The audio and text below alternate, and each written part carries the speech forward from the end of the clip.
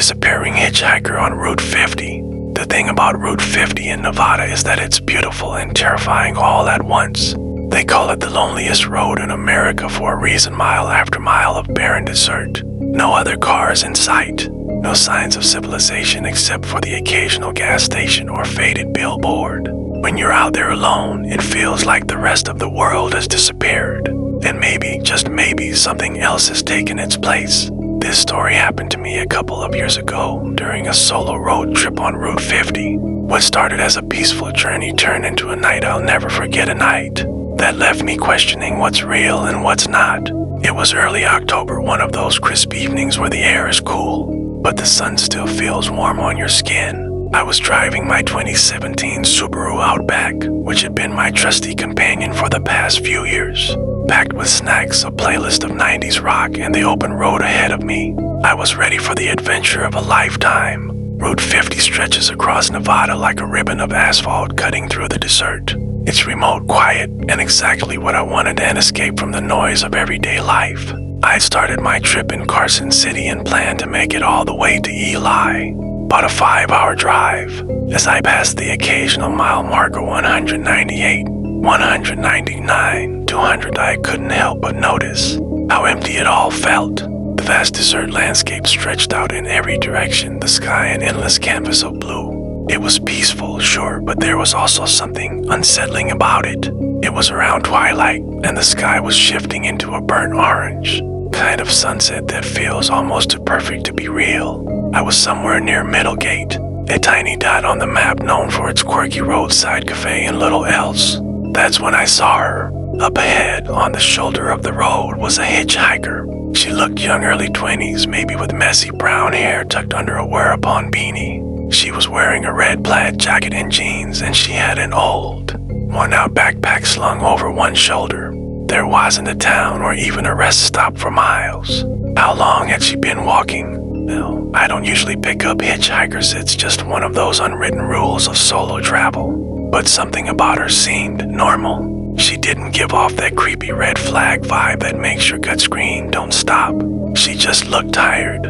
So, against my better judgment, I slowed down and pulled over. She walked up to the passenger side, and as she got closer, I noticed how pale she looked, like she hadn't slept in days. Her eyes had dark circles beneath them, and her expression was distant, almost vacant. "Hey," I said, rolling down the window. "You need a ride?" "Yeah," she said softly, her voice barely audible. "I'm trying to get to Ely." "Hop in," I said, unlocking the door. She climbed in and set her backpack on the floor. As we got back on the road, I tried to make conversation. "So, what's in Ely?" I asked. "Just passing through," she replied, staring out the window. She said her name was Lily and that she was heading to California to meet someone. She didn't say who, and I didn't press. She was soft-spoken, answering my questions with short, clipped responses, like she wasn't really in the mood to talk. For long stretches, she just stared out at the desert, her fingers absent-mindedly tracing patterns on the window. It was like she was lost in her own world. After about 30 minutes of silence, we passed a sign for an old ghost town Cold Spring station. It was one of those historical markers with a little blurb about how it used to be a Pony Express stop back in the day. Trying to lighten the mood, I joked, "What do you think, Lily? Should we stop for a haunted tour?" I expected her to laugh or at least crack a smile. Instead, she turned to me with this serious, almost mournful look in her eyes and said, "I've been there before, but I didn't like it much." Her tone sent a chill down my spine. "Really?"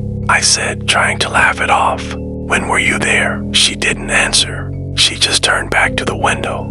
By the time we reached a rest stop near mile marker 232, I needed a break. The sun had set completely, and the desert was pitch black except for the pale glow of my headlights. "Gotta stretch my legs," I said, pulling into the empty parking lot. She nodded but didn't say anything. I stepped out, the cool night air hitting me like a splash of water. I walked around the car, rubbing the stiffness out of my shoulders. But when I turned back to the car, something was wrong. The passenger seat was empty. "Lily," I called out, my voice echoing in the stillness. No response. Her backpack was still sitting on the floor, but she was nowhere to be found. I walked around the rest stop, shining my phone's flashlight into the darkness. but there was no sign of her. It was like she'd vanished into thin air. Shaken, I got back in the car and drove straight to Eli, hoping I'd see her along the way. But the highway was empty. When I pulled into a gas station on Altman Street, I decided to ask the clerk if he'd seen her. "Hey," I said, showing him a picture of her backpack that I'd taken. "Have you seen this girl?" She said her name was Lily.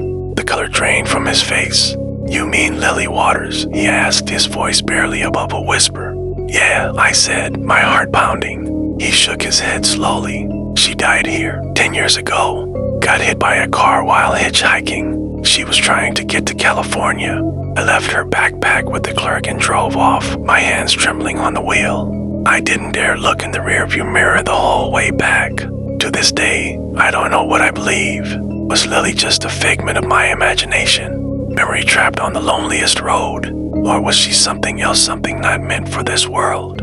All I know is this: I'll never pick up another hitchhiker on Road 50. Have you ever encountered something you can't explain on the road?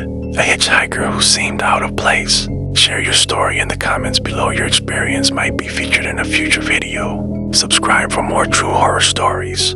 Hit that bell for daily uploads featuring chilling real-life tales from Reddit and beyond.